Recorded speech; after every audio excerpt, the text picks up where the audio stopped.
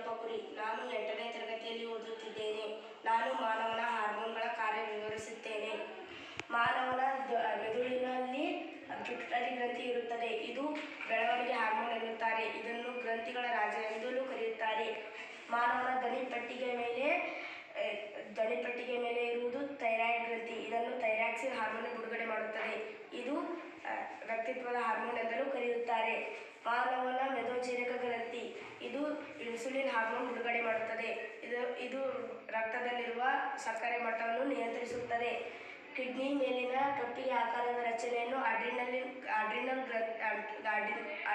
ಗ್ರಂಥಿ ಎನ್ನುತ್ತಾರೆ. ಇದನ್ನು ಅಡ್ರಿನಲಿನ್ ಹಾರ್ಮೋನ್ ಬಿಡುಗಡೆ ಮಾಡುತ್ತದೆ. ಇದನ್ನು ತುರ್ತು ಪರಿಸ್ಥಿತಿ ಹಾರ್ಮೋನ್ ಎಂದಲೂ ಕರೆಯುತ್ತಾರೆ. ಸ್ತ್ರೀಯರ